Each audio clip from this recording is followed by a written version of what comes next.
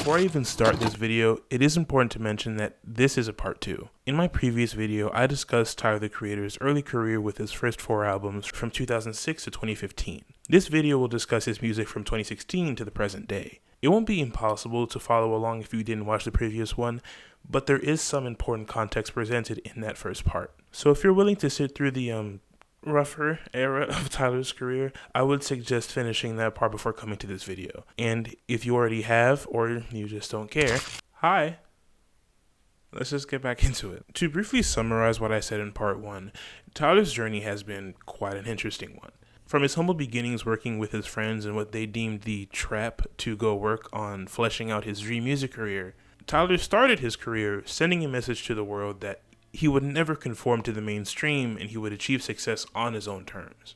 With his first project that I don't think I can say the name of in the first minute of the video out loud, spending its runtime releasing a lot of pent-up anger and frustration he harbored throughout his teens due to his father's abandonment and just general tumultuous childhood. Then delivering his first major label debut and overall second album, Goblin, where he starts to break down this character and starts to realize that this anger will only stunt his growth and hold him back from being a better person. Then to his third and most beloved album at the time, Wolf, where he more maturely reflects on his upbringing, showing us that he was indeed ready to abandon that darker past. Those first 3 projects have been unofficially considered Tyler's edgy era or phase. Even during that time, he started steadily maturing as a person and as an artist as time went on. But then after that edgy era, coming a very brief but very important transitional period in his career, with his 4th album, Cherry Bomb, which sent a message that he was going to move in his own lane and become an icon in the process, starting a major shift in Tyler's career that has been a long time coming. In short,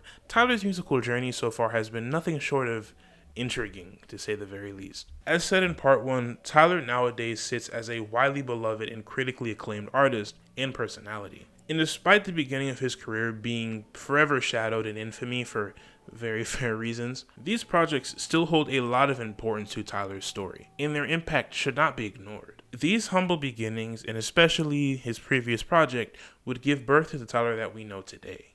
But this more major shift mainly started in 2016. Sorry, last little interruption before we continue. My friend's mother is unfortunately suffering from stage 4 stomach cancer, and her family is trying to raise funds to support her treatment. I was given permission from her and her family to share the GoFundMe in this video, and it will be the top link in the description. I myself have donated a bit, and if you are able to help them out, it would be greatly appreciated. That's all. Thank you. Back to the video. Tyler would actually reveal, years later, that this era was particularly very formative for him. He recounted a time when he got stopped in the street by a fan, where said fan called him the guy from MTV's Ridiculousness, which he was guest featured on the show in 2015, playing some kind of character, not coming there as Tyler the Creator. But something about just being labeled the funny guy really started to rub him the wrong way. And I mean, hell, if I made an album like Wolf or Cherry Bomb and I was just known as the funny guy from Ridiculousness, I'd much rather be called a slur.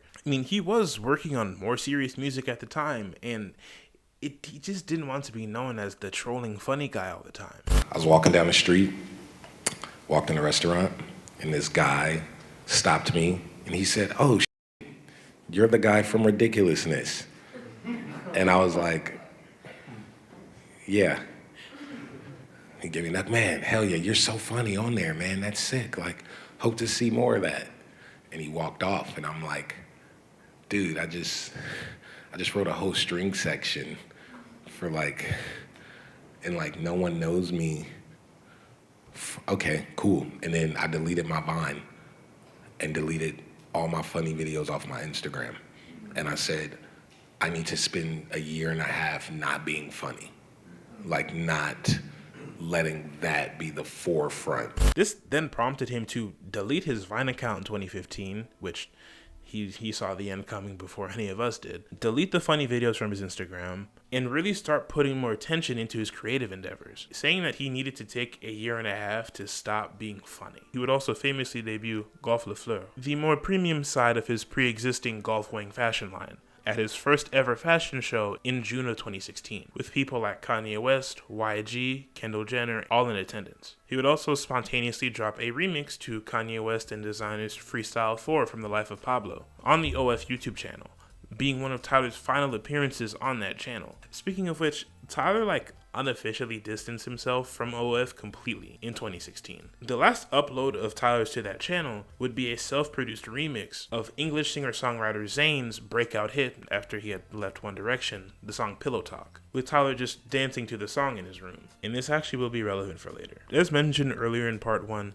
OF did start drifting apart during this time, more or less peacefully. Yeah, so I kinda lied. OF seemed to have a bit of bad blood within the camp, with one of the first examples being Tyler throwing shots at Earl in a throwaway song simply titled Fuck It, and even Tyler and Haji would have a miniature little beef, with Haji calling Tyler a fake friend, but them ultimately settling it later. So yeah, I was wrong. There was a teensy bit of bad blood on OF. But the rest of the group started going their separate ways and were more or less on positive terms with each other, it seemed. And as you could guess, coming off of a somewhat divisive album and OF now on an indefinite hiatus, even as of today, Tyler was ready for a major career shakeup. Tyler's next project wouldn't get teased until June 30th, 2017, with the release of his dual single, Who Dat Boy, and 9/11.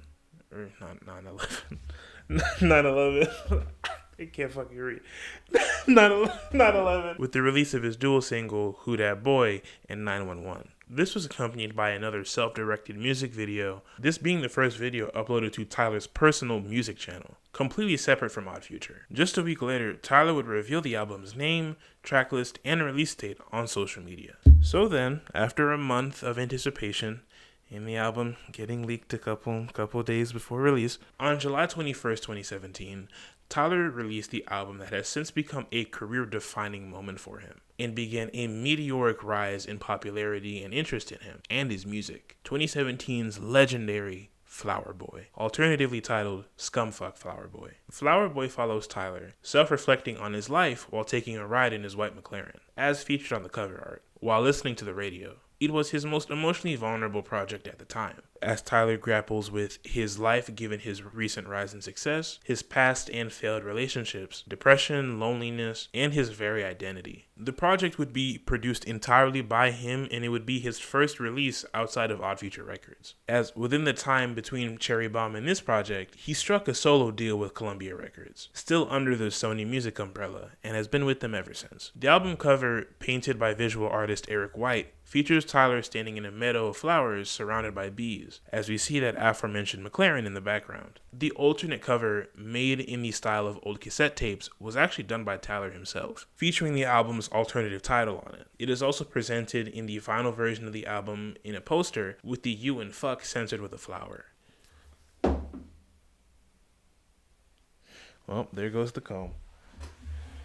One day I'll have hair long enough to keep it in the whole time. The album starts with the song Forward with Rex Orange County. A forward in literature is used as an introduction to the preceding story before it properly starts. And Tyler and Rex do just that, with Tyler wondering about the longevity of his career and if he can really accomplish everything he wants to do before he goes. And it's my favorite intro so far in his discography, right behind the Bastard intro. After Forward, we get Where This Flower Blooms with Frank Ocean. On this track, Ty and Frank reminisce about their lives before fame and how they dreamed of making it big. Tyler and Frank have rarely missed on a song together anyway, and that is apparent here as well. Then following this track is the 32-second skit, Sometimes. Featuring Shane Powers once again on the fictional golf radio, Shane asks a caller to make a song request, perfectly leading us into the album's fourth track and Tyler's most popular song to date, See You Again with Kali Uchis. And look, we have all heard the song at this point, so there's not much super original I can add to the commentary to it. It is a classic. Kali and Tyler are such an underrated duo. Anything they make together bangs, and it couldn't be more evident with this song. This song was actually originally written for Zayn, but once again, he flaked on 2 studio sessions with Tyler. Oh fuck, did I not mention that earlier? I think I might have skipped over it. If I was Zayn, I'd be a little jealous that I missed out on such a hit. Following See You Again though is another beloved song from this album, the absolute banger Who Dat Boy with A$AP Rocky. This being the first collaboration between just the two of them. How romantic. Tyler and Rocky rap about how they stand out from their contemporaries and have become trendsetters in their own ways, which is very true. Both Tyler and Rocky are considered modern day fashion icons. Another straight heater. Following Who Dat Boy, we get Pothole with Jaden Smith. Inspired by some early wisdom that Tyler's mother passed on to him, Tyler and Jaden talk about how important it is to watch out for the potholes, a metaphor for people or things that would try to block them from success, with Tyler also referencing his love for Cartoon Network once again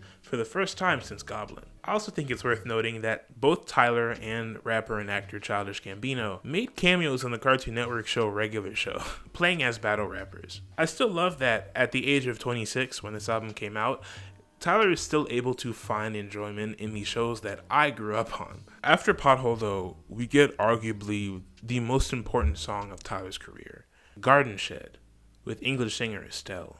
Known for the hit song American Boy with Kanye West, and for also being the voice of Garnet on Steven Universe, funnily enough, another Cartoon Network show. I'm starting to realize as I'm making this video, I'm sure part of his love for Cartoon Network would have to do with he was on Adult Swim, so maybe there's some kind of crossover there, I don't know. This is the song where Tyler famously comes out. For most, the phrase coming out has to do with coming out of the metaphorical closet and sharing your truth. In this song instead, Tyler uses a garden shed as where he hides his true self. Most likely trying to stay within the whole flower and nature motif of the project. He talks about how he thought and hoped that this was just a phase, but throughout his life, these feelings for men would continuously come back. He was scared to tell his friends. He was scared to confront what these feelings really meant. He also talks about how he would sometimes only be intimate with women that he wasn't really feeling to safeguard his masculinity in front of his friends. As you can imagine, this song was a surprise to everybody when it came out. What I think makes this song a bit sadder in retrospect was actually a tweet that Tyler made in 2015, where he said that he tried coming out, but no one really cared. While Tyler was a notorious troll around that time, and you could easily take that tweet as just some kind of joke, now given the context of this song, it's hard to tell now if he was just messing around or he was actually venting. He has hinted at being gay since 2015, but none of that was really taken seriously until he came out in this song. Garden Shed is absolutely beautiful, and I think nowadays it doesn't get the praise that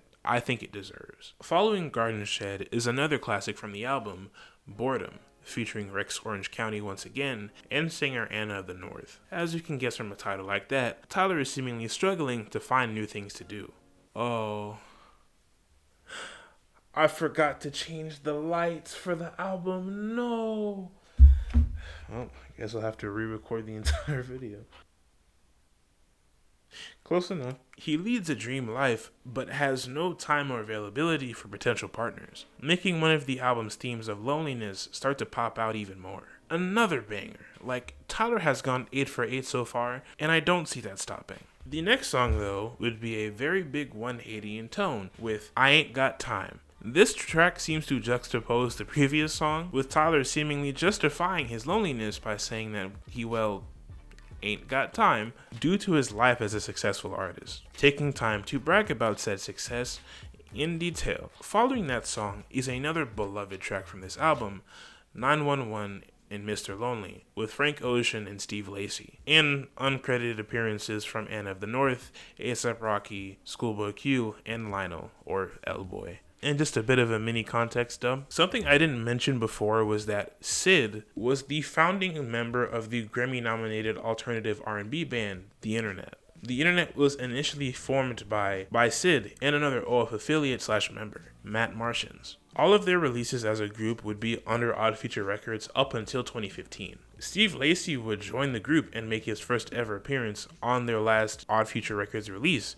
Ego Death, an album where Tyler and Steve were featured on the same song, Palace/Curse. Technically on different songs because it was it's another multi-part track kind of deal. But all of this to say that Steve Lacy clearly has OF ties, and it makes sense as to why they're working together. 911 is a song where the 3 greatest bisexual black men of all time sing about how they're trying to get someone they like to hit them up, interpolating the song Outstanding by the Gap Band, Charlie Wilson's music trio with his late brothers Ronnie and Robert. Both Frank and Steve kill it on this song, without question, making this collaboration truly one for the books, most likely because it will never happen again. Then the track switches to its second part, Mr. Lonely, and after a Fitting intro from Rocky Q and Lionel, it appears that the person referred to in 911 did not pick up Tyler's call, and that has him reflecting on his loneliness. Overall, the song is beloved for a reason.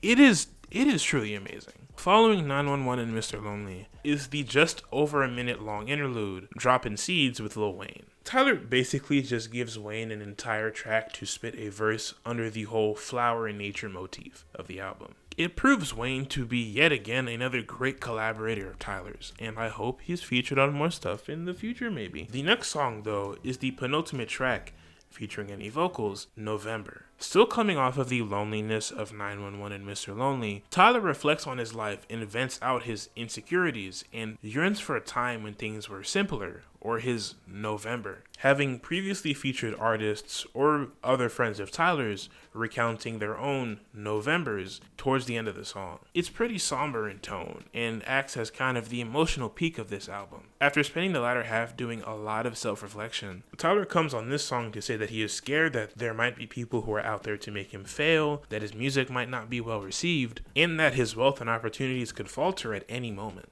It's kind of a beautiful way to start winding down the project. But following November is Glitter, the final vocal track on this album, with Tyler ending this album confessing his feelings to his crush, presumably to the person in 911, as November ended with Tyler trying to call them, but being left on voicemail. The song is cheery in tone, with Tyler saying that this person makes them feel bright and colorful inside, like glitter.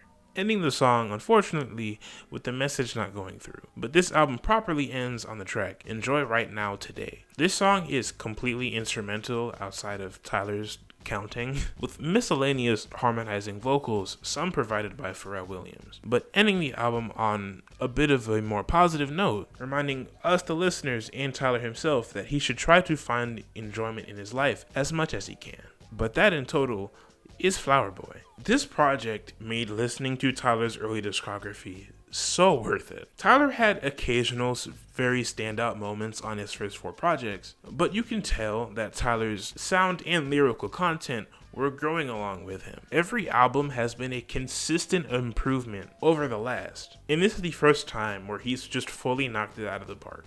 I have much confidence in saying that this man went 14 for 14 with his entire project. There is no song that ranked below an 8 when I was personally ranking the album songs. It is such a fun and introspective listen, and I see why this started changing things for him. I also like that after Garden Shed, Tyler does not seem to gender his crush, seemingly leaving it in some level of ambiguity that Tyler's crush could be a woman, but also could be a man, which does seem to help people theorize that his next 3 projects are all connected in some kind of manner. This album showed people that Tyler was fully past that edgy phase and was growing into a much more mature artist, in both sound and lyrics. I don't think it is near perfect, but it is an extremely pleasant listen that definitely has me excited for the next 7 years of his career. Flower Boy is an easy 8.6 out of 10 for me.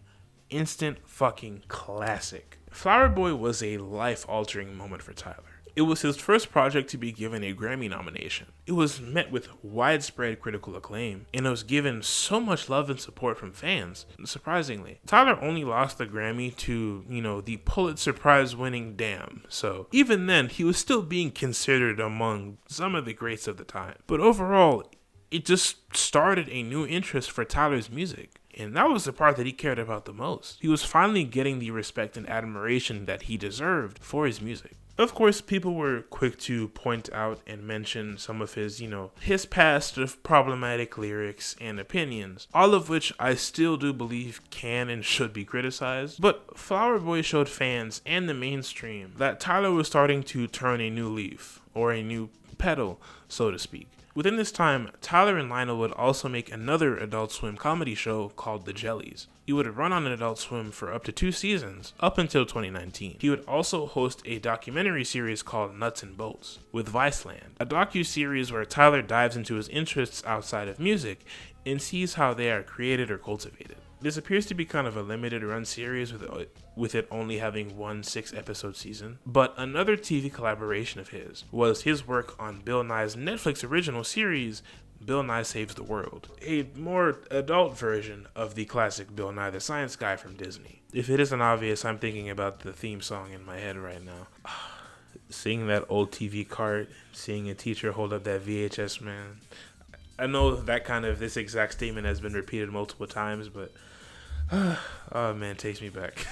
He would compose the theme song for that show and also be featured in one episode. In 2017 as well, Goff LaFleur would start also collaborating with other major companies, most notably Converse, with the two still having an active business relationship today. He would continue making new music, with him doing an EP and part of the score for the 2017 Illumination Grinch film. A choice that seems surprising to some, but have you guys seen Illumination movies before? It's so weird to me. They actively use rap music to promote their properties. Half the reason I know about Eminem's existence, no bullshit, is because I've heard his music through Despicable Me trailers throughout my life. Dude, they used Sing for the Moment, a song with lyrics like this, to promote the Sing movie.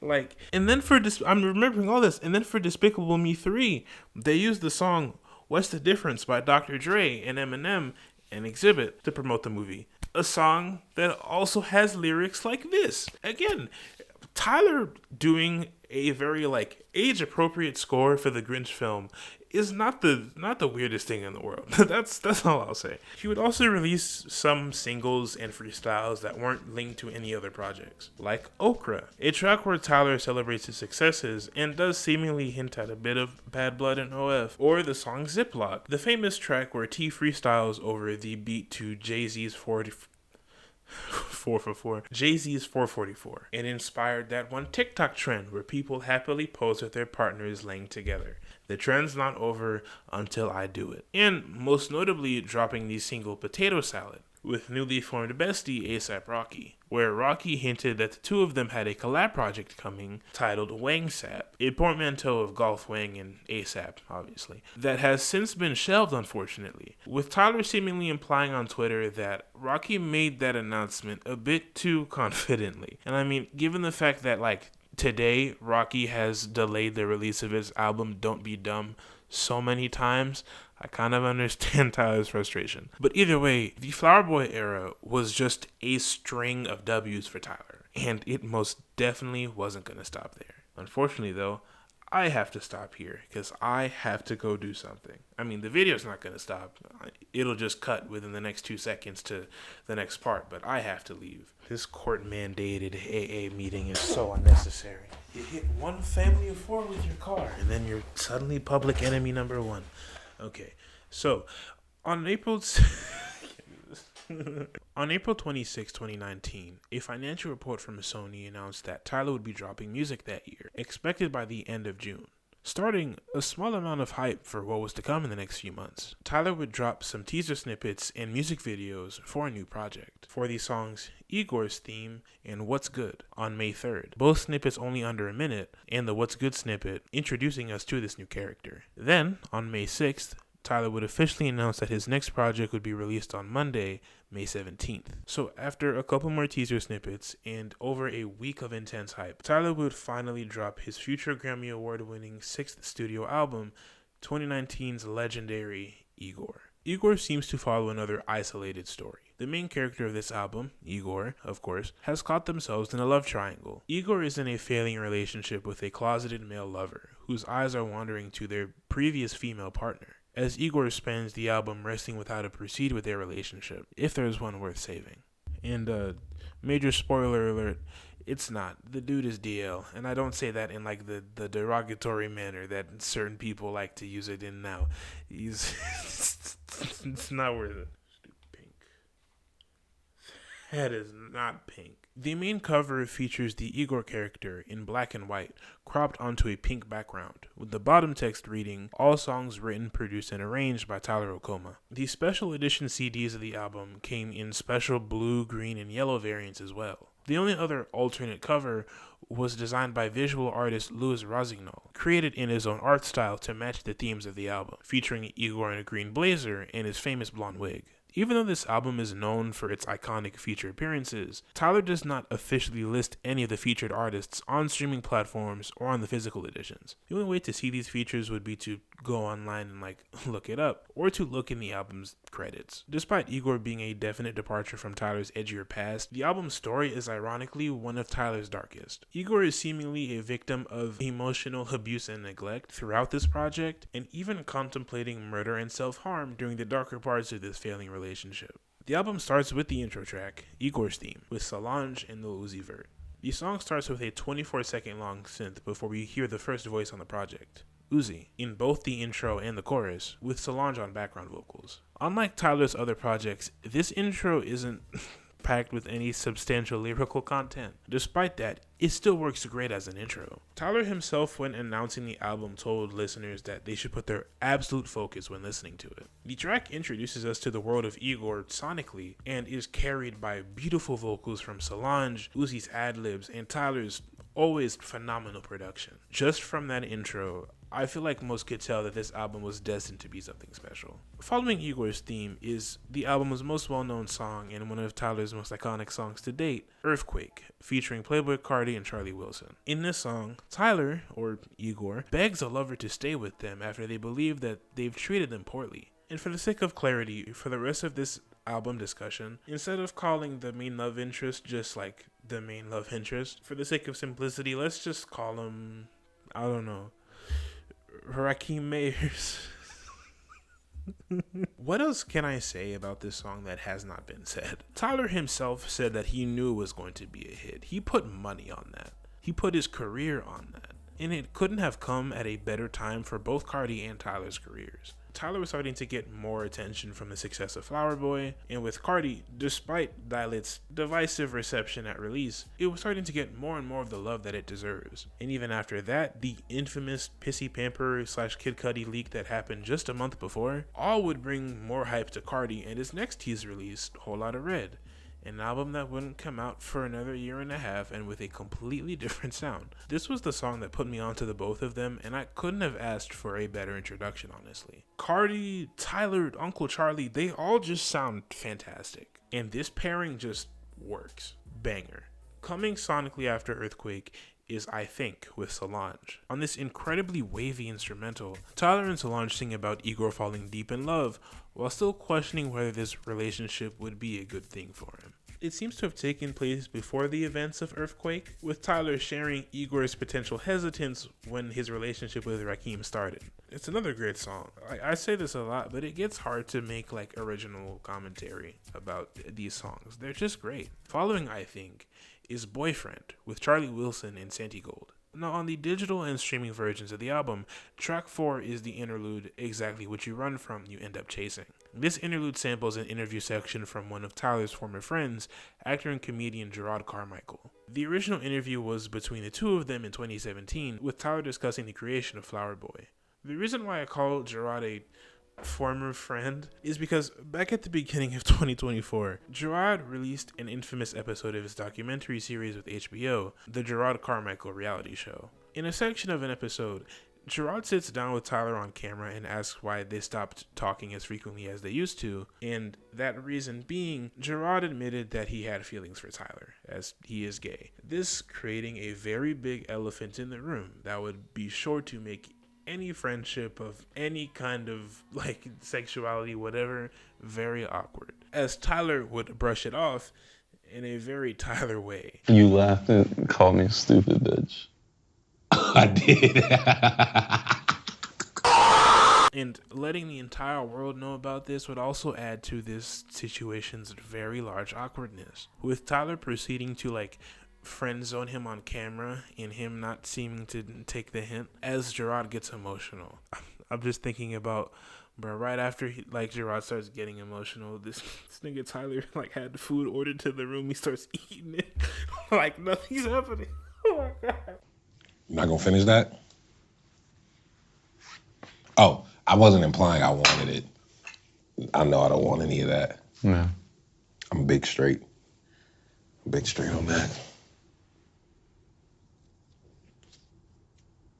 What are you seeking? In life or on this plate?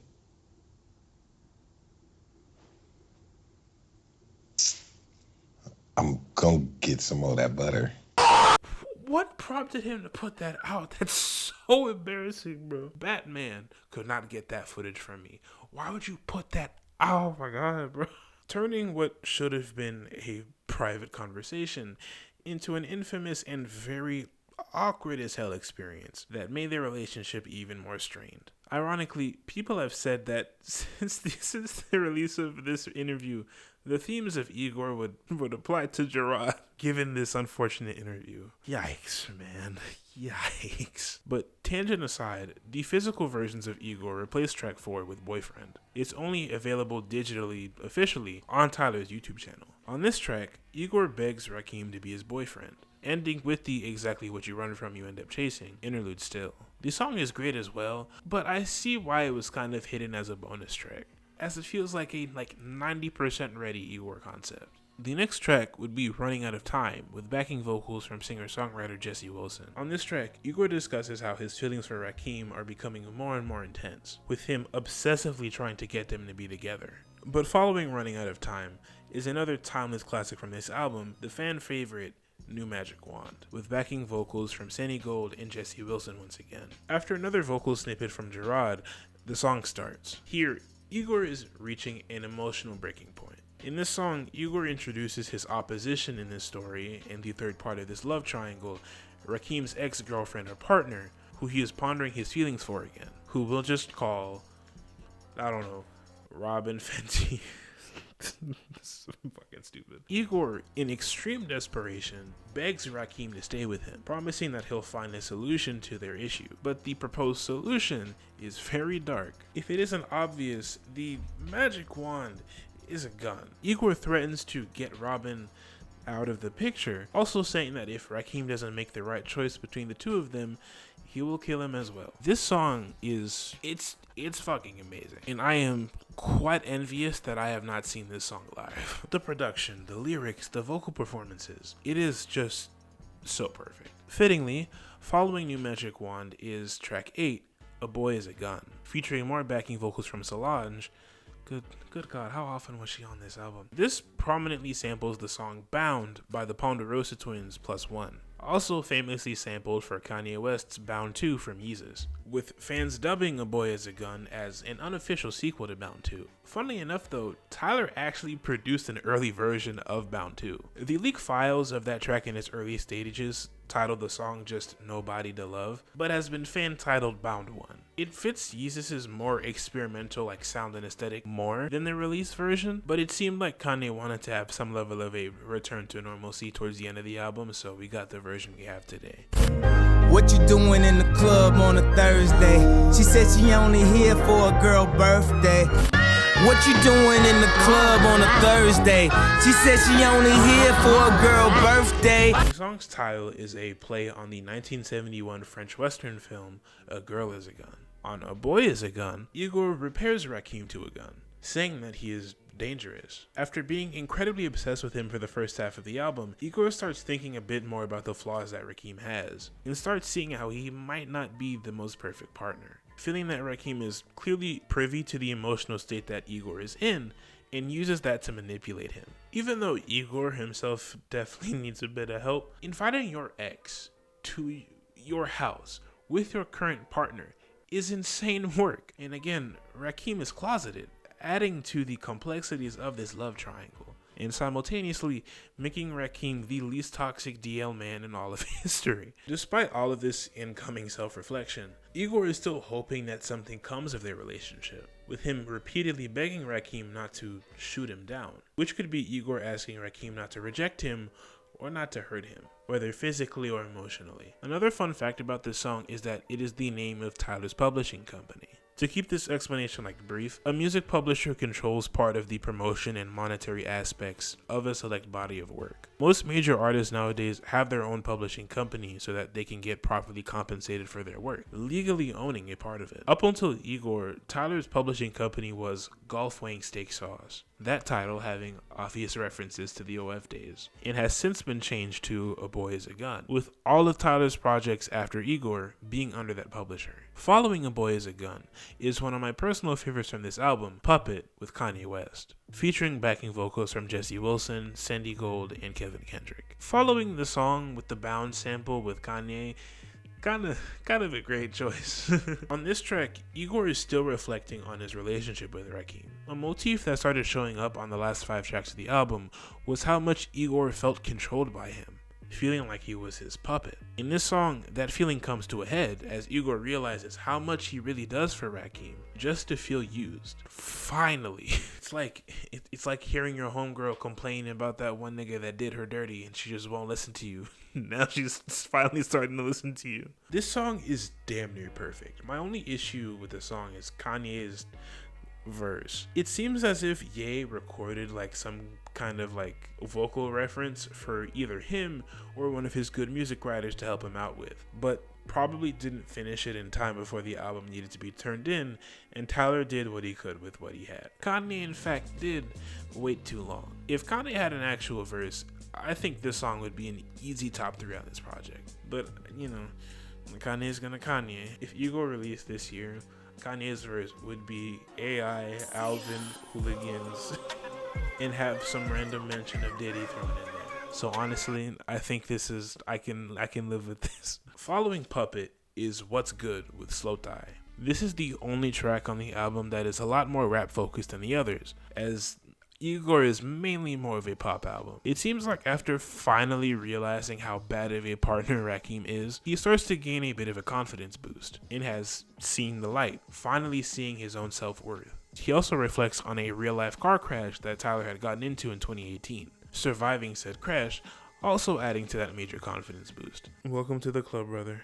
A banger track that leads well into track 10, and of course our 6th consecutive medley multi-part track, Gone Gone and Thank You, with CeeLo Green. Both of these songs are very similar in subject matter, with Igor realizing that this relationship is nearing its end. Something that I did not point out originally was that during the last part of this album, some sound bites from Igor's theme are incorporated into the song. This helps punctuate the story of Igor as he starts opening his eyes and seeing the light. This song serves as the climax to this album, and it's a fantastic one at that. The issues I had with Tyler pitching people's vocals in somewhat of a goofy manner on Cherry Bomb are non-existent, not only just on this song, but over the entire album in general. CeeLo straight up just sounds like a pitched up soul sample. It sounds awesome. A great track to start closing on.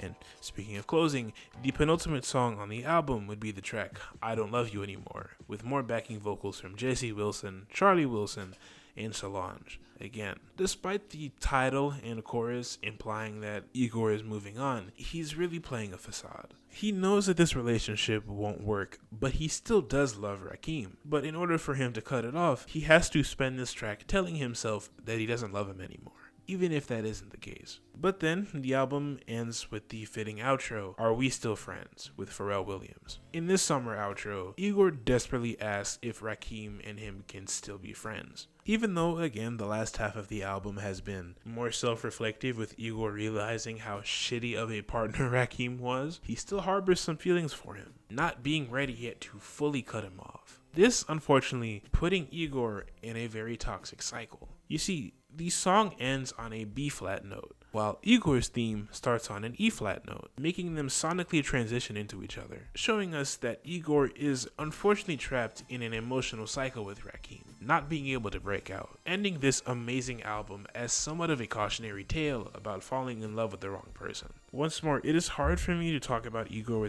without repeating what everyone has been saying since the past 5 years of its life, but goddamn it, this album is fucking amazing. Despite having a runtime of just under 40 minutes, or 44 on physical releases, Igor manages to be an incredibly thematic sounding experience. Tyler is able to tell such a captivating story on this project. It's one of the first times where I've heard a concept album tell a story just track by track like this, and it flows so well. Many rap artists would be too afraid to fully go in one direction with a project that they know diverts from their trademark sound, and would even opt in to cave by making a couple songs to just make the fans happy. But Tyler famously doesn't give a fuck and went all in, and it paid off. This album truly deserves all the accolades that it got and more. Even 5 years removed from its release, it really feels like Tyler's career and music was perfectly leading to this exact point. The man cooked. The man fucking cooked. 9.4 out of 10. classic. Do I even need to mention the success of Igor at this point? It was Tyler's first Billboard #1 album, that getting him into a minor beef with DJ Khaled. I make albums so people can play it and you actually hear it. You know, driving your car, you hear another car playing it. You know, go to the barbershop, you hear them playing it. You know, turn the radio on and you hear them playing it. You know, it's playing everywhere. It's called great music. Kendrick Lamar, Drake, Kendrick Lamar, Drake, Kendrick Lamar, Drake, Kendrick Lamar, Drake. He would win his first Grammy with this album, with again his mom and friends in attendance. He was becoming more beloved in the mainstream, and people were talking about him more and more and taking him seriously as a creative. It also started making people take his queerness more seriously, with some old Tyler fans to this day still in denial about this, despite him coming out and making an entire album about being in love with a man. Just accept it, bro. It's not a big deal. It's 2024, bro. Just move on. Even 5 years later, it is... I know I said this about Flower Boy, but this was also a career-defining moment. Tyler would go on an incredibly successful tour following this album. A tour where one of the stops was in my home city, literally just a couple minute walk away, and I instead opted to go to my school homecoming instead of going to what would have been my first concert.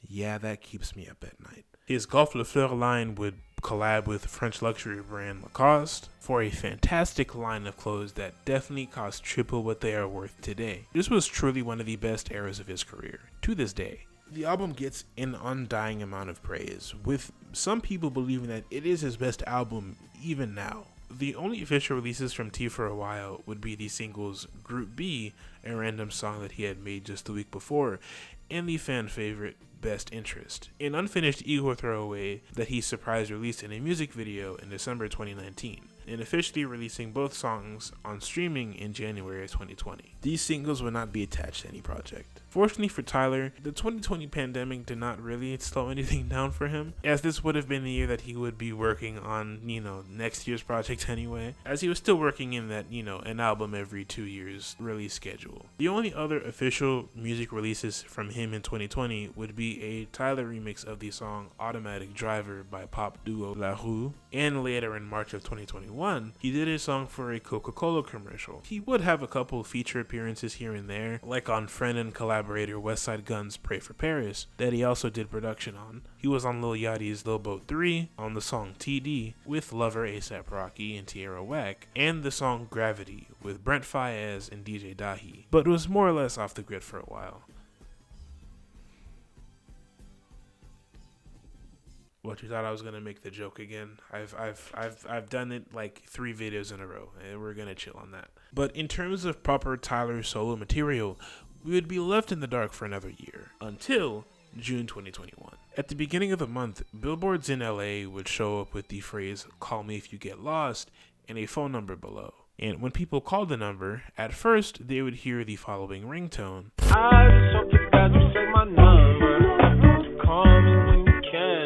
As the phone call ends. Later on, the number would instead direct you to a conversation between Tyler and his mother, Bonita Smith. It didn't take long before Tyler fans started doing their detective work and uncovering the Call Me If You Get Lost website as well. The final change to this number would be a snippet of an upcoming song from this project. Then, on June 14th, Tyler would post the teaser Side Street. This teaser would see Tyler making out with a girl before taking off in his car, reversing without looking for some reason, before the girl's boyfriend comes out, played by Taco. Seemingly avoiding getting caught, the video would then end with the famous Call Me If You Get Lost theme, officially confirming that Tyler's new album rollout was starting. And I think this is probably one of my favorite rollouts of his to this day. 2 days later, we would get another teaser, this one featuring a snippet of a track from his upcoming project, simply uploaded with the name Lumberjack. The song would properly be released as a single that day as well. The next day, Tyler would properly confirm that his newest project would be dropping on the 25th of that month. The final teaser single would be titled What's Your Name, and was uploaded on June 22nd to Ty's YouTube channel. And it seems to follow a connected story from the Side Street teaser. We would also get the comedic sketch Brown Sugar Salmon, where we learn the name of Tyler's new persona, Sir Baudelaire. But finally, on June 25th, we would get Tyler's 7th and highly anticipated album, 2021's Call Me If You Get Lost. This album's sound and story are some of the most unique Tyler has ever put out. As seen on the album cover, which, fun fact, the cover color is different depending on which streaming platform you're on, Tyler Baudelaire, his newest persona, is taking a lavish vacation. After achieving great and unspecified success, the real-life connotation most likely being the success of Igor, Baudelaire details a story of him falling in love with a girl on this vacation, even though she has a man. With Baudelaire being kind of a proud homewrecker. Slay, I guess.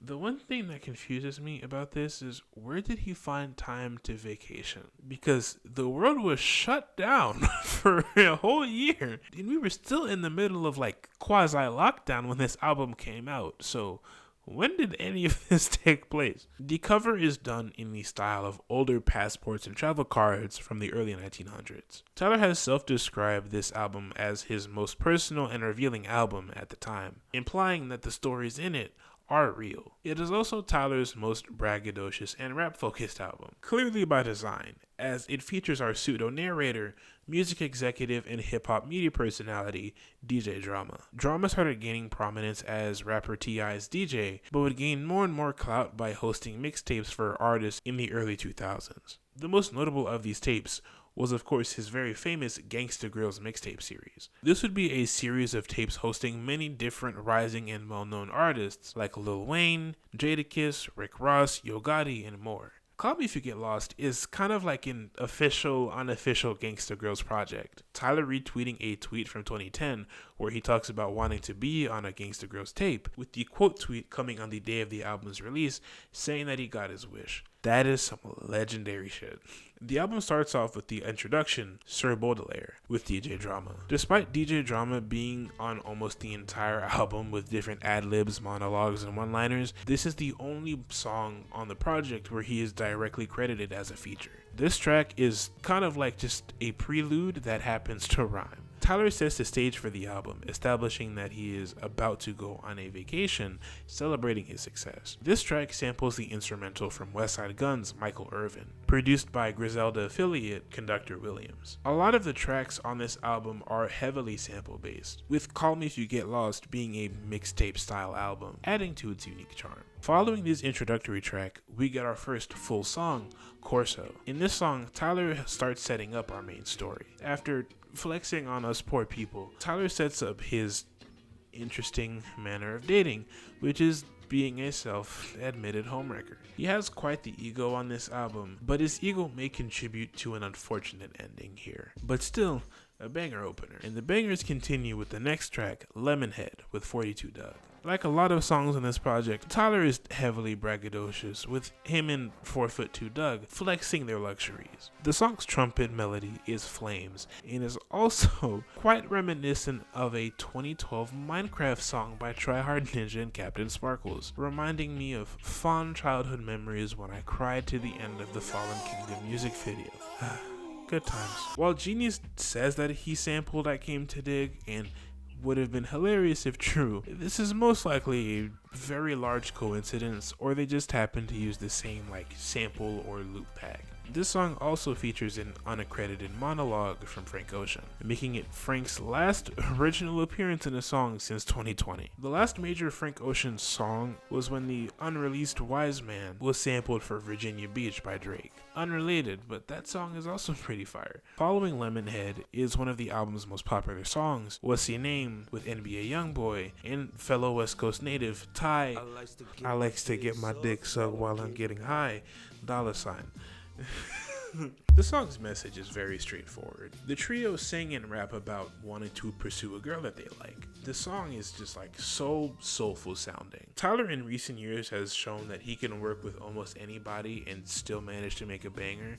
With YB kind of being known as a crash out rapper, crash out being a word that has now been ruined by the whites. YB delivering such a fantastic performance was quite a pleasant surprise. And Ty, he's already known to be a tremendous feature artist. So much so that he carried one of the greatest musicians of all time through 2 god-awful albums. Yes, I'm still angry about the Vultures rollout, and I will be yelling about this more in February. But still, that song is another one for the books. The next track would be the album's lead single, Lumberjack. Once more, Tyler flexes his successes over a menacing beat, sampling the song 2 Cups of Blood by Gravediggaz, a song originally produced by Prince Paul, known for his work with Gravediggaz and De La Soul. Tyler adds more booming drums to his beat, making it more menacing sounding, with DJ Drama and surprise vocals from Jasper starting to lose it over how hard T is going. Honestly, most rational reaction to hearing this song I've ever heard. This song also famously features the line, "I hit Drizzy and told him I got a milli for him," which is in reference to Drake's infamous Camp Flogtown performance. Drake was a surprise headliner for the festival that year, but given the fact that a lot of, regular Camp Flogtown attendees were obviously like OF fans, most were actually expecting that surprise headliner to be Frank Ocean. Drake was later booed off stage by Frank fans, pretty unfairly, with T responding to this moment with clear disappointment and Drake responding in, well, the most Drake manner possible. While no one is obliged to be a fan of Drake, and obviously his public reception and reception in the rap community has been in question within the past few months, this was still objectively out of pocket. Whether it was Drake or not, booing a performer for performing is cringe. Like, the headliner was a surprise. It's not your fault that you believe that one of the most elusive musicians on the planet was just going to suddenly headline a music festival. Mini rant aside, Lumberjack is another banger, with Tyler going 5 for 5 right now. The next song on the track list would be Hot Wind Blows, featuring Lil Wayne. With this now being Tonchi and T's third collaboration, the two seem to be properly starting their vacation and having fun. The song samples Slow Hot Wind by Penny Goodwin, with Tyler spinning the song's name for the title. This song has a music video featuring Jasper and Lionel going on an actual vacation with Tyler, and it is quite a vibe. The only thing that I don't like about the Call Me If You Get Lost music videos is that he always cut them off before a major feature appearance. And I'm sure that part of that had to do with most of it being filmed during the pandemic, but still, it's like getting edged. I need to stop using that word. Following Hot Wind Blows is the track Massa, produced by both T and Pharrell Williams. On this track, Tyler seems to reflect on his existence as a black man and a black celebrity in general, with the title Massa alluding to slavery in the United States, as Massa is the southern mispronunciation of the word master. A song title that I'm sure makes 60% of Tyler's fanbase a bit uncomfortable to read out loud. Tyler seems to denounce these stereotypes that get put on artists like him, and talks about how much things have changed for him since Flower Boy. He even reveals how his success has helped better his life and the lives of those around him, saying that his mother was in a shelter when Yonkers dropped, and that being able to get her out of that was a major point of pride for him. But despite being happy with his successes, he laments the more negative aspects of his fame, saying that he is so paranoid that he sleeps with a gun. The song starts to end with Tyler mentioning his love interest might have her eyes on another, but Tyler says that he doesn't care and he'll try to pursue her no matter what. Again, I wish I was this bold. As much as I do enjoy Tyler's more self-reflective tracks, I feel like this is on the weaker side. Definitely not a bad song, but I don't think it's up there of the same level of songs from Flower Boy. Following Massa though is Run It Up with Tizo Touchdown. Seemingly coming off of the last song's self-reflective nature, Tyler once again gloats about how he was able to achieve all of his success by staying true to himself and disavowing those who doubted his vision, celebrating by going to Run It Up. Once again, with these fire trumpets in the back, it really just it's very much a triumphant victory lap of a song. Following Run It Up is Manifesto with Domo Genesis, making Domo one of the only other OF members outside of Sid and Frank to work with Tyler musically in this more modern era. It's nice to see that they don't all hate each other. On this track, Tyler and Domo rap over the beat to Nazareth Savage by Nas, originally produced by Salam Remy, with Tyler adding his own additions to the original production. This song is straight flames, bro. Tyler uses this track as his response to the rise of cancel culture and those same socially conscious or woke people criticizing him for his lack of responses to the events of 2020. To very quickly jog your memory, 2020 was the height of the Black Lives Matter movement, with its momentum mainly being sparked by the unfortunate murders of George Floyd and Breonna Taylor. This was a time when a lot of celebrities would voice their support for the movement, either by making statements of solidarity, donating to various BLM and BLM adjacent organizations or actively attending protests. Tyler seemed to not make any major statements outside of retweeting other protests and positive messages, but reveals in this song that he had donated to charities in private, doing what he felt was appropriate, but still wondered if there was more he could do.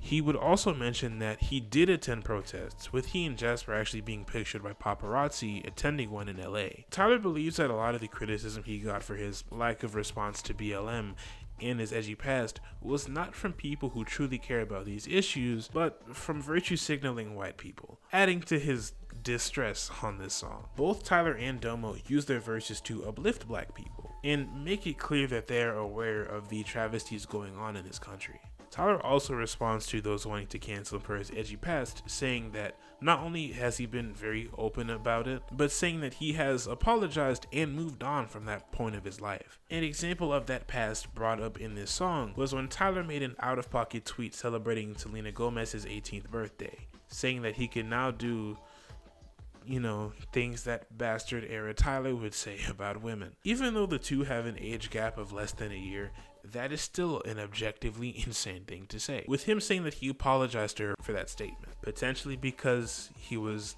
harboring jealousy for wanting Bieber, but still, this song is just another absolute heater. And so unbelievably underrated too. Following Manifesto is the second most popular track on the album and our 7th consecutive multi-part medley track, Sweet, I Thought You Wanted to Dance, with Brent Faiyaz and singer Fana Hughes. On Sweet with Brent, Tyler seems to more actively start pursuing this girl, getting her to lie to her man about what they are doing so that they can kick it, him being incredibly infatuated with her. Then on I Thought You Wanted to Dance with Fana Hughes, Tyler's love interest seems to be having second thoughts in their relationship, with Tyler being disappointed that she didn't feel the same way, thinking that she wanted to be with him or wanted to dance. Both songs sound incredibly soulful, most likely due to the 370s soul samples used in the songs. And I think both songs are nice, but I feel they have become very overplayed due to TikTok, and I've kind of just gotten tired of hearing them, but still, they're nice. The next piece on the track list would be the interlude Mama Talk with Tyler's mom. This interlude was teased on the Call Me If You Get Lost number. Here, Miss Smith just talks about how she would do anything for her kids, recounting a time where she threatened to fight the mother of a child who was messing with Tyler. The apple does not fall far from the tree. Holy shit. Mama Talk's ending leads well into the next track, Rise, with the band Daisy World, also teasing a snippet on the Call Me If You Get Lost number. I didn't change the lights. I keep forgetting to change the fucking lights. Holy shit. I have failed as a YouTuber. I'm a fraud. With additional production from Jamie XX, Tyler and Daisy sing once more about how Tyler takes great pride in how his uniqueness contributed to his success. Happy that he has risen to the top. Like I said, Tyler celebrating his successes has been the main topic of a lot of the tracks on this album, and it seems like I'm getting tired of saying that, but Tyler manages to make all of them sound unique and entertaining. Following Rise is another monologue, Blessed, where Tyler just lists all the good things going on in his life, like how his business ventures have been successful and how he's diving into other media ventures, leading pretty well into the next track, Juggernaut, with Lil Uzi Vert and Pharrell Williams once again. With more additional production from Skateboard P, the trio rap about how they have become major forces in modern day pop culture, each one being a juggernaut, oh my god, Halo reference, in their own way, with Ty running his successful clothing brand and one of the biggest music festivals on the planet, with Pharrell being one of the most successful musicians and producers of all time already, and just 2 years after this album's release, becoming the new men's creative director at Louis Vuitton, taking the place of the late Virgil Abloh, and with Uzi, while not being the most business-minded of the three, still managing to be a modern-day pop star in rap, and recently, allegedly pulling a Frank Ocean and getting out of their label contract, hyping fans up for what could be next for their career. This song, again, it fucking bangs. It bangs, man. Nothing else original to add, Shout out non-binary people. The next track, though, is the penultimate song on the album, Wilshire. On this 8-minute and 35-second song, recorded in one take on his second attempt, Tyler tells the main story of the album in full detail, uninterrupted. The melody of this song samples The Nighthawk by The Jet Age of Tomorrow, which was also sampled for Kendrick Lamar's ADHD. This is the only song on the album that doesn't feature any DJ drama vocals at all. This song's very raw delivery makes it clear to us, the listener, that Tyler is telling a real story. And it goes as follows. Tyler fell in love with a friend's girl, with the both of them connecting on a deep personal level. Tyler says that he doesn't want to be an outright homewrecker and cross the line, said line being, of course, physical intimacy, but hopes that she drops him so that they can try a real relationship together. But as you can imagine, with Tyler's feelings growing stronger and her being in a committed relationship with a friend of Tyler's, the situation gets complicated very quickly. The boyfriend seems to notice how close the two are getting, adding to the tension in their friendship, with Tyler questioning whether or not he is willing to put his friendship in jeopardy for her or not. This culminates in the two of them going on a trip together behind the boyfriend's back, with the boyfriend questioning her whereabouts. Meanwhile, this trip leads to a point where Tyler and this girl are about to reach the point of no return and engage in physical intimacy,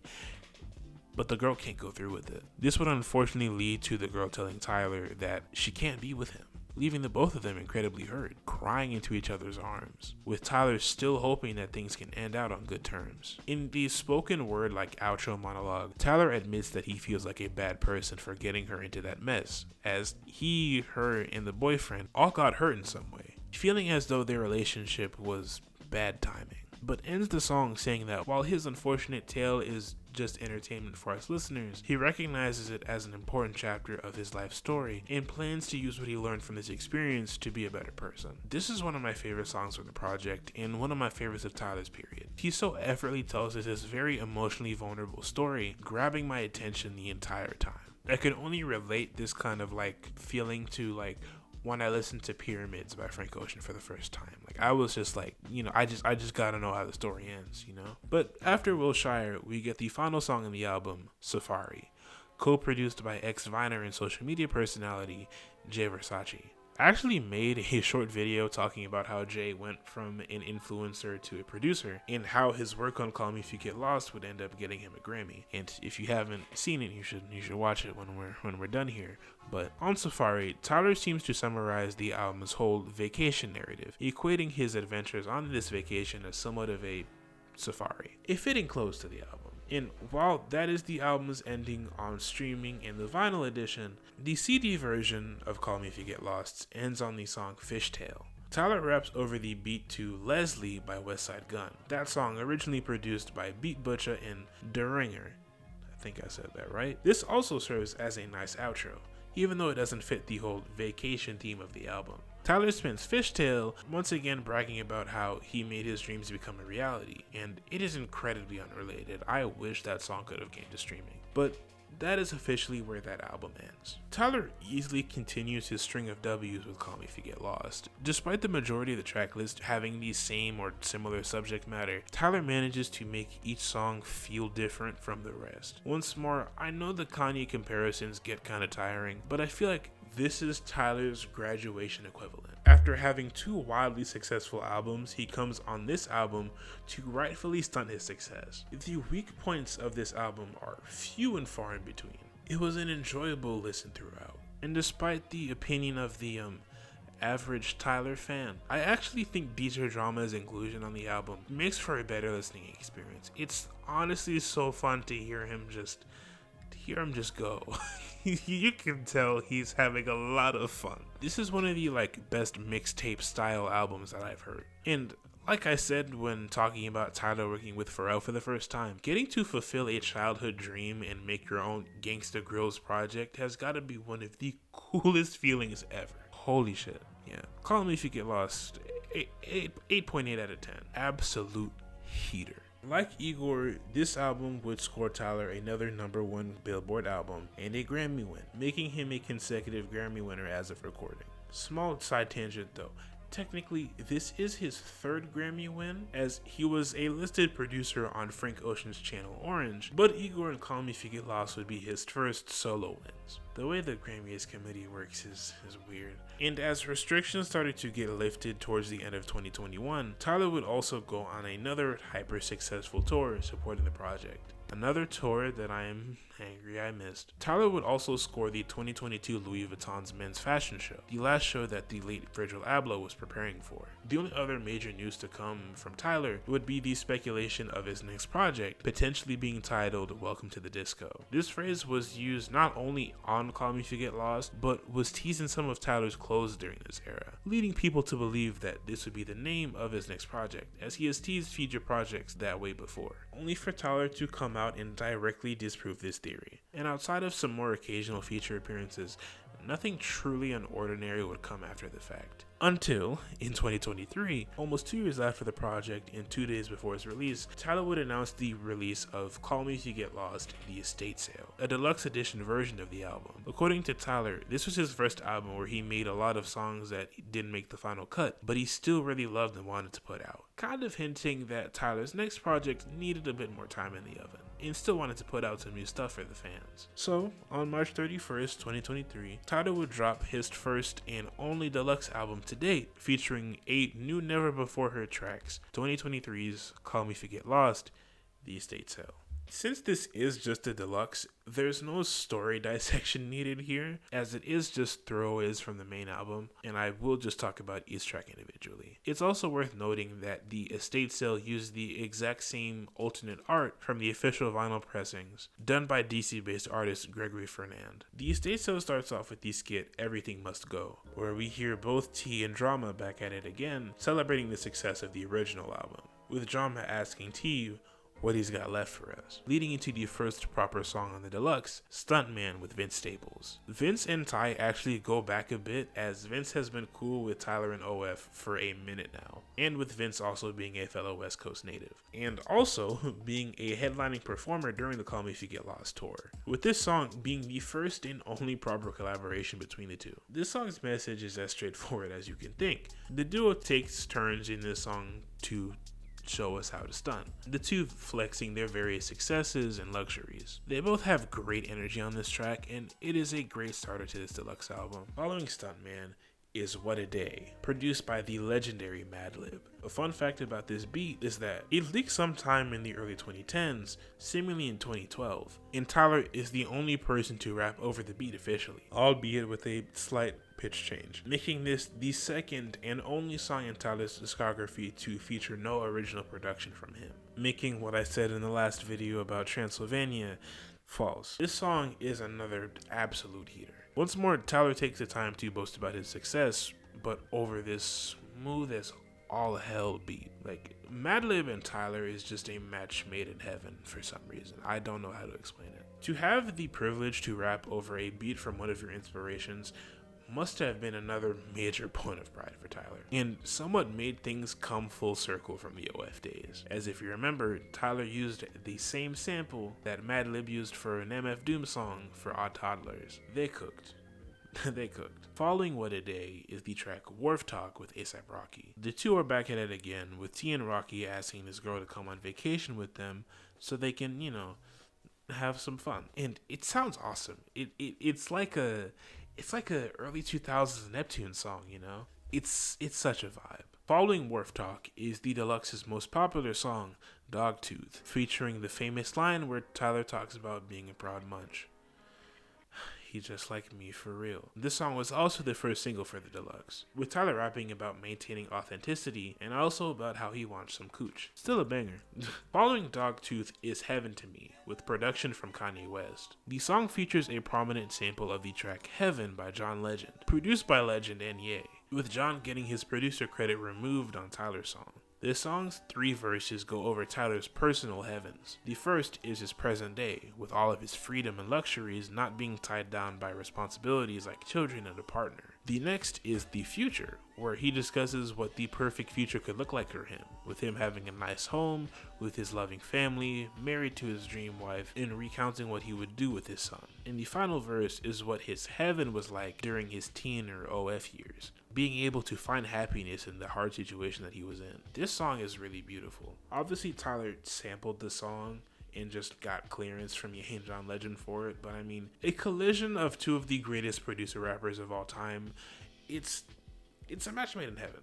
Like, no pun intended. Following Heaven to me is the penultimate song on the deluxe, Boyfriend Girlfriend 2020 demo. Always important to add 2020 demo, with another fellow West Coast native, YG. This is one of the most bisexual songs that Tyler has ever released, and I'm a little surprised that YG was ready to hop on it. Still, it's another vibe. Tyler just raps to different potential partners talking about how they would be good together, not specifying either boyfriend or girlfriend, implying that, either would make him happy. Once again, he just like me for real. I just wish that YG's appearance was like a bit longer. But following Boyfriend Girlfriend is the album's second most popular song and the deluxe's second and final single, and one of the best songs I think Tyler's ever released, Sorry Not Sorry. This song, especially when paired with its music video, is fucking amazing. Tyler sends a message apologizing to some of the people that he has hurt, while also fake apologizing to his detractors. The song is very self-reflective, with Tyler being very open about how he is sorry for ruining some of his friendships, most likely with OF members. Sorry for the women he led on, sorry for the men that he hid from the world as he was still coming to terms with his sexuality, to his black ancestors for feeling like a coon,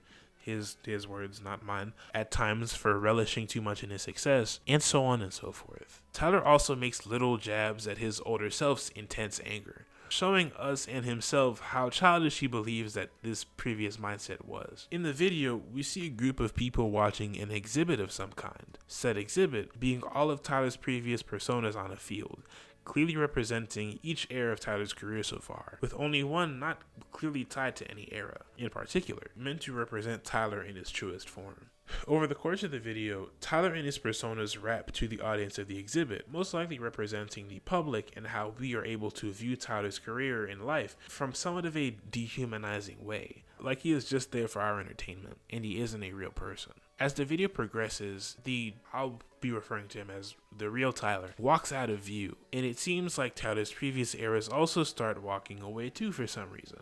Until we see the Wolf era Tyler get dragged away by the real Tyler as the song's instrumental swells for the last time. We realize that the real Tyler has been killing all the other variations of him as the song gets to a close. We see Tyler Baudelaire rapping more passionately, with him starting to realize that he is next, getting all of his emotions out before the video's climactic end, where Baudelaire is beaten mercilessly to death by the real Tyler as the video closes abruptly. This song it's just damn near perfect, man. The Madlib admiration is very clear on this track. The production is amazing. Tyler's performances and background vocals are amazing.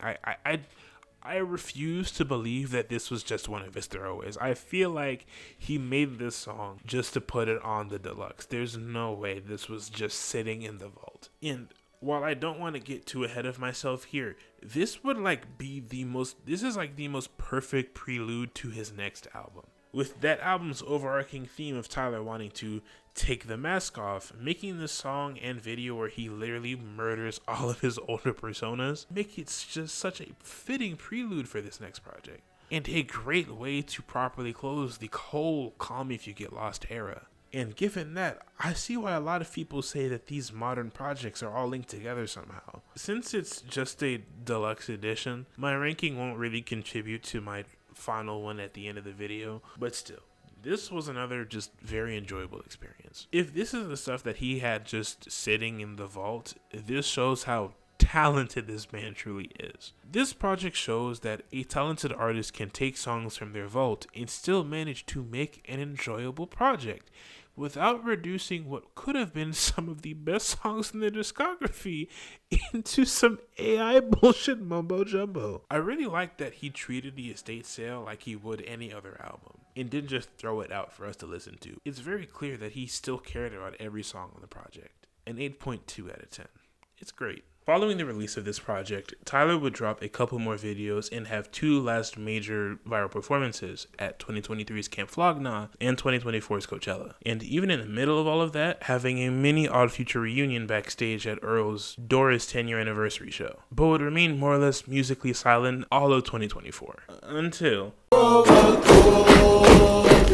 As I said in the last video, this project was a major surprise and was poised to have Tyler help close out an already fantastic year for not just hip-hop, but music in general. With Tyler taking the time between the original Saint Chroma teaser and the album release to releasing the only single, Noid, and its accompanying music video, announced the test pressing edition of the vinyl, also teasing some snippets, announcing the CHROMAKOOOPIA World Tour with guests Lil Yachty in Paris, Texas, and the last teaser single, Thought I Was Dead, being the last piece to release before the album's impromptu listening party, all set for a 6 a.m. Eastern Standard Time release. But of course, finally, on October 28th, 2024, Tyler would drop his latest and potentially most hyped project to date, 2024's CHROMAKOOOPIA. As mentioned previously, CHROMAKOOOPIA is a very self-reflective project. Over this 54-minute album, Tyler voices his fears of maturity. As of the album's release and the release of this video, Tyler is now 33 years old, and the early 30s are a very big step in maturity for anyone. With Tyler asking himself throughout the album if he is ready to take on more responsibilities that would alter the free lifestyle he lives right now and potentially end his life as a musician. The album's main and only cover features Tyler in a suit and mask, all in a grayscale color, detracting from all of his previous works that always had very profound colors on the album cover, and also most likely connecting him to Chroma the Great from the Phantom Tollbooth. Chroma the Great conducts the world's color, and with Tyler on the cover, our main character, Saint Chroma, mimicking his conduction. With the videos we've gotten so far, and this album's whole theme of colors, we see that Saint Chroma, or Tyler, struggles to find light, so to speak, in his growing paranoia of maturity and adulthood, with him trying to find the light in his life again amidst these coming pressures, or to decide to give up entirely. The album's only alternate covers is one with the album's title and the same all songs written, produced, and arranged by Tyler Okoma text from the Igor cover, and another one with the album's title on a green background. The album starts on the bombastic intro of Saint Chroma with Daniel Caesar. This song introduces us to the character of Saint Chroma and our new pseudo-narrator,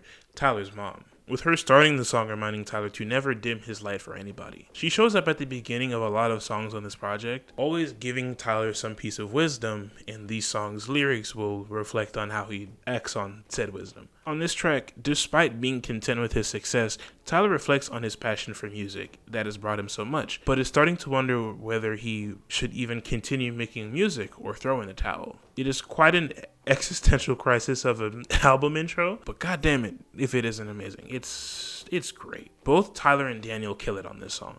The only thing that bums me out is that in the first verse, some background vocals seem to sound like Frank Ocean, leading people to believe that he would have been featured on the album. But of course, we now know that isn't the case because he is nowhere on the album's official credits. However, a part of me still does believe that it could be him, because it would make sense for Frank of all people to decline getting a credit and leave his verse in some kind of ambiguity. But maybe that's the copium talking. I don't know. Fire intro track though, man. Holy shit. Following Saint Chroma is Ratata. This is another braggadocious track from T, where he ups his ego once more and continues to confirm that he is a munch. It maintains a lot of the same energy as Saint Chroma and adds to the album's listening experience as it flows really well. But towards the end of the song, T winds down his ego and starts to admit that despite being happy with all of his success, he's becoming more paranoid, leading well into the next track, Noid, short for paranoid, with additional vocals from Willow. As you can guess, on this track, Tyler raps about his ever-growing paranoia as he gets more and more famous. Throughout his music and public interviews, Tyler has expressed his heavy distaste for paparazzi and the more dehumanizing aspects of celebrity culture. And that comes to a head on this song. Tyler reiterates once again that he keeps a gun on him in his house, being scared that because his home is public knowledge, the wrong person could show up to his house and harm him or his loved ones. Even talking about how he can't trust many female partners because he's worried that they might try to baby trap him. The song samples this song from Zambian band the Ningazi Family, and I'm not even going to attempt to read it out loud in order not to embarrass myself, for the chorus. In English, it roughly translates to, when you come at my house, please be respectful, because I don't like talking too much. Talking too much breeds gossip. Another fire track. So far, the man has gone 3 for 3. And I think that streak continues with our next song, Darling I, with Tizo Touchdown. On this track, Tyler and Tizo sing about Tyler's hesitance to get into a relationship. This issue became way more of a talking point back on Call Me If You Get Lost, and this song continues that discussion, with Tyler wondering if he can really settle down. And the song is... sounds like a broken record. The song's great. It sounds like a modernized 2000s R&B song. And I see why the song has become as popular as it is. It is a vibe. Following Darling I, we get a personal favorite, Hey Jane. On this song, Tyler discusses how he got the subject of this song, Jane, pregnant. Tyler raps from both his and Jane's perspective into learning about the news for the first time. Like Will Shire, it's another really good storytelling track. I think the lights just went out in my house. I have no idea what that was. What the fuck? Oh god, the light is dimming. Oh fuck. What happened?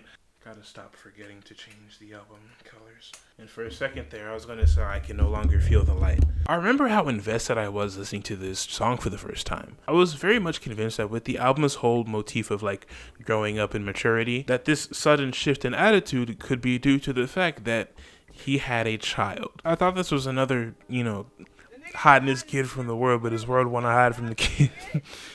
This kind of situation. I like that it's clear that Tyler was able to approach the situation with grace and take responsibility for his own role in this. Following Hey Jane, though, is our next song, I Killed You, with uncredited vocals from Childish Gambino. On this song, Tyler raps about the relationship that black people have with their hair. Tyler talks about him having to kill it or change it to appease others. This is a common discourse among black people, as some of us feel like in order to be accepted by mainstream society, or let's just be real, white people, that our hair is something that we should be ashamed of and that we should conform it to appease the masses. Whether that be straightening it, not braiding it, not growing it out, whatever the case may be, it is somewhat of a sensitive topic in the community, and Tyler tackles it with a lot of grace, encouraging black people to express themselves how they feel. And despite this being a great song, this is further proof that Tyler's father was not active in his life, because an African father would never be that encouraging. I'm joking a little bit, but bro, I bought a bonnet for the first time.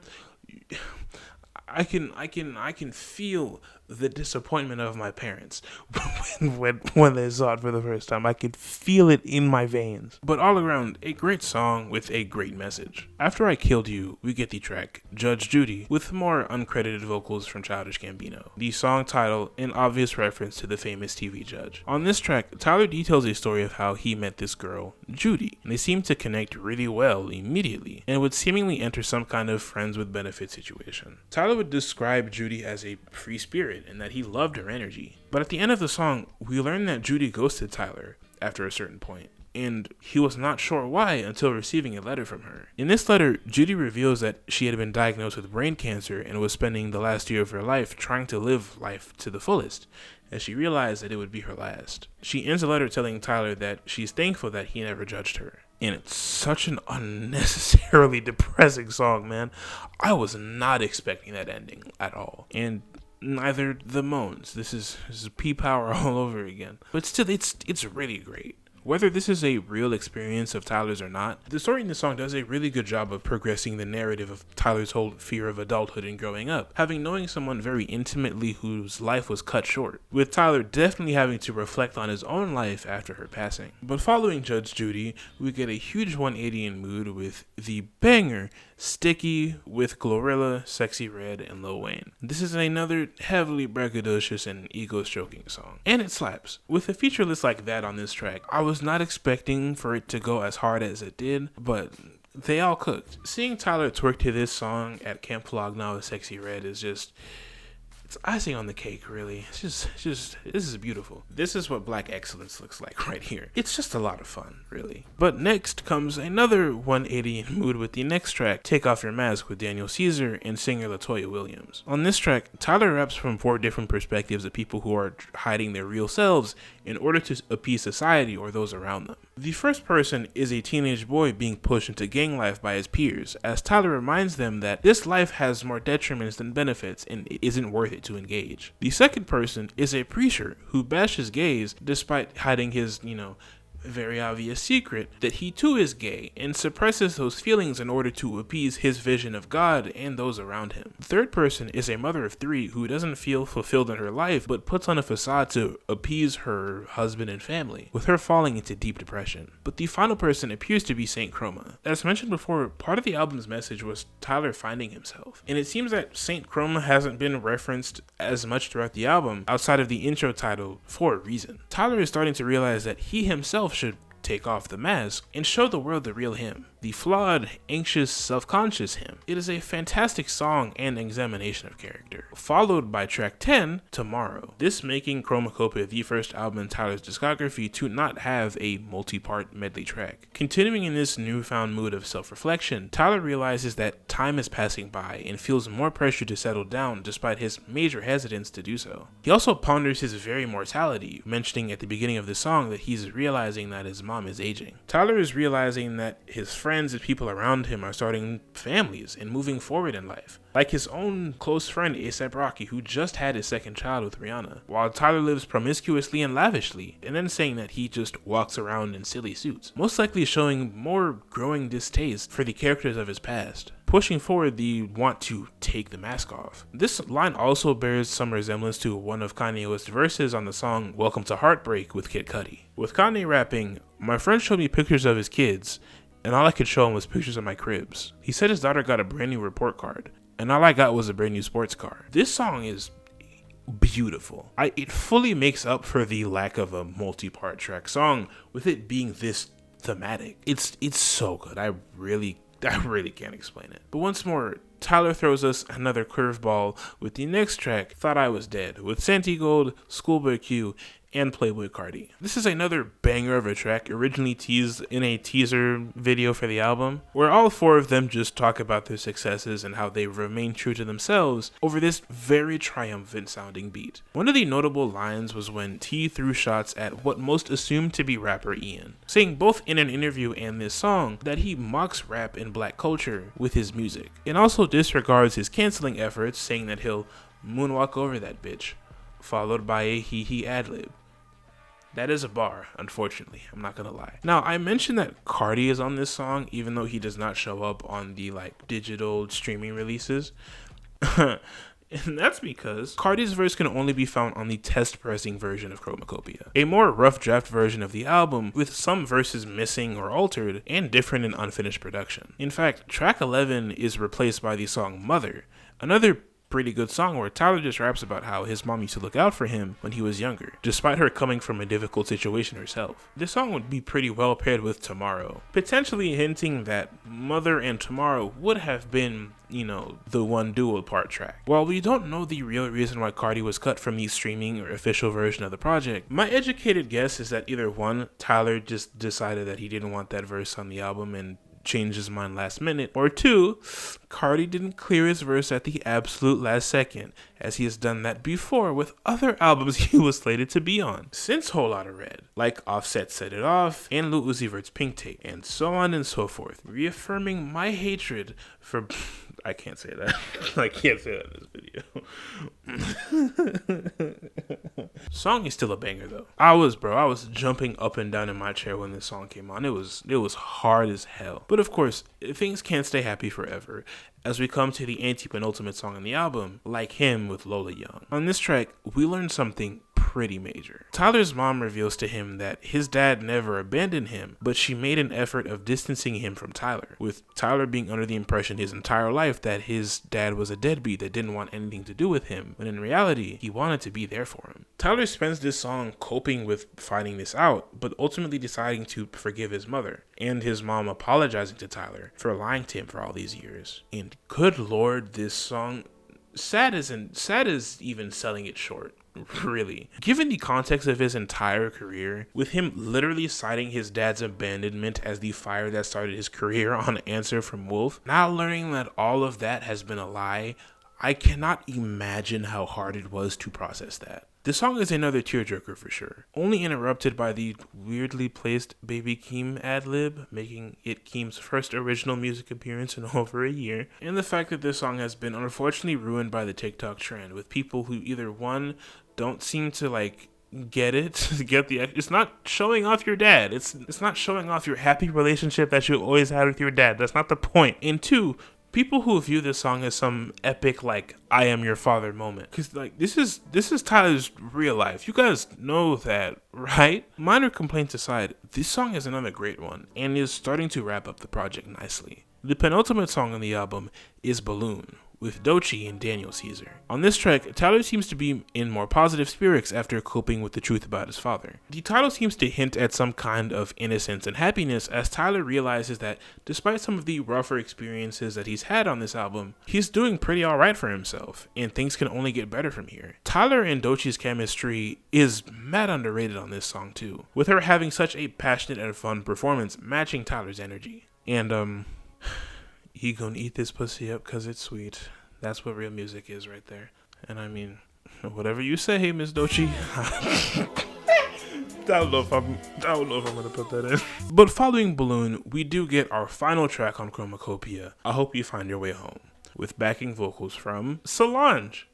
Again, on this track, Tyler wraps up the album in a very cheery mood. He comes to the realization that growing up isn't entirely negative, while also still affirming that he is not completely ready for everything that conventional adulthood has to offer. Also confirming that his baby issue from track 5 was solved. This was a mini relief, as again I spent the entire album wondering whether this man has a child or not. The album ends with one final message from Tyler's mom, in tears, proud of what her son has become, reminding Tyler once more to keep shining his light as the CHROMAKOOOPIA chant replays one more time as the album closes. And that in total is CHROMAKOOPIA. God damn, that was a roller coaster. This album has so many emotional low points. I don't think it's too far-fetched to say that this is Tyler's most depressing album out of all of them so far. But this man cooked once again. This album has only been out for a little bit over a month and has already been given such high praise and critical acclaim. And it couldn't be a more perfect album to close this journey of listening to Tyler's music.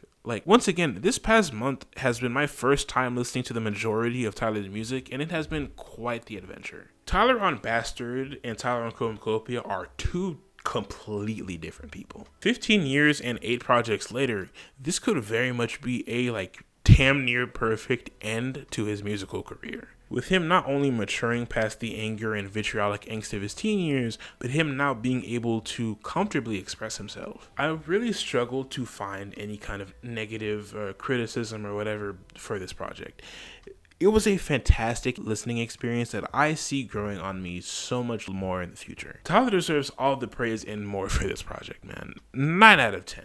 Another straight heater. Now, the thing is, there's not much to say about the CHROMAKOOPIA era as it is still in its infancy and ongoing. But so far, again, Tyler's gotten hella love for the album and performed some parts of it at Camp Flogna 2024. He also announced the world tour for this project starting in 2025, which I will be most definitely in attendance for. This new chapter of Tyler's career seems to be very promising, and I cannot wait to see what's next. But to get back to our main focus of these past 2 videos, as we wind towards our conclusion here, what can I really say about Tyler's career that has not been said already? Tyler's career evolution has been so gratifying to experience. Seeing Tyler grow from an edgy teenager with daddy issues into a much more matured and talented artist has been awesome. Even before making this video, I've been vaguely aware of Tyler's evolution throughout general internet discourse and people in my life who are fans of his, so it always interested me what inspired these changes. And after doing this video, learning more in depth about his growing maturity has also given me a great appreciation for Tyler and his place not only in hip-hop or even the music industry, but as a creative, as an artist, and as an entertainer. A message that Tyler constantly shared throughout his career has been the importance of authenticity authenticity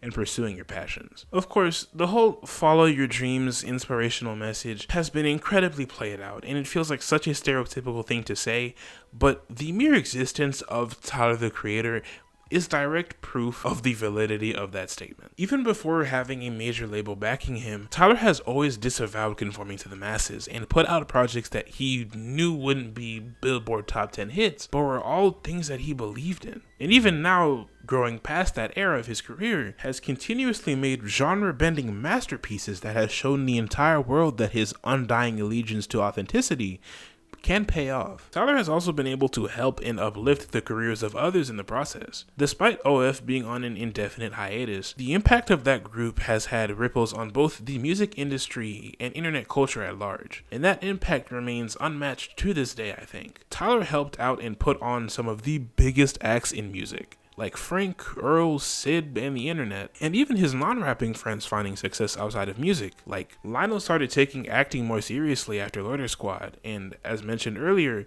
co-created another show on Adult Swim with Tyler, and is now a recurring character on the Emmy Award-winning drama The Bear, with Lionel himself also snagging an Emmy nomination. Taco is Tyler's tour DJ, and also has dipped his foot into proper acting, getting a recurring role on FX's Dave. And Jasper, to this day, is Tyler's onstage hype man, and has even starred in many Jackass projects since the end of Loader Squad. Tyler deserves so much praise, it's not even funny. He has grown to become one of the biggest cultural forces on the planet, and I truly can't wait to see what the future holds for him. And to rank his projects, in my opinion, from worst to best, the order would have to be Bastard, Goblin, Wolf, Cherry Bomb, Flowered Boy, and with a very close call for the top 3 spots, Call Me If You Get Lost, including both the estate sale and the original, CHROMAKOOOPIA, and finally, Igor. Without question, Tyler should be a part of the GOAT conversation, and I am astonished that there are people out there who don't think so. But that's going to call it for this mini-series, I guess. I'm not very good at outros, but I do want to thank you all for the continued support on this channel. This has been quite a year. We're very much on the cusp of hitting 3,000 subscribers. When I started off this year, I started off with 400 and then went back into 300 because I was inactive for so long working on No One Wants to Fall to Heaven. And sitting here now, I'm so proud of what I've been able to do, and I'm so happy that you guys are enjoying what I put out. Just stay tuned. 2025, I have another project in the same vein of No One Wants to Fall to Heaven. That's all I'll say for now. But I hope you guys continue to enjoy what I put out, because I enjoy making it. I'll catch you guys in the next one.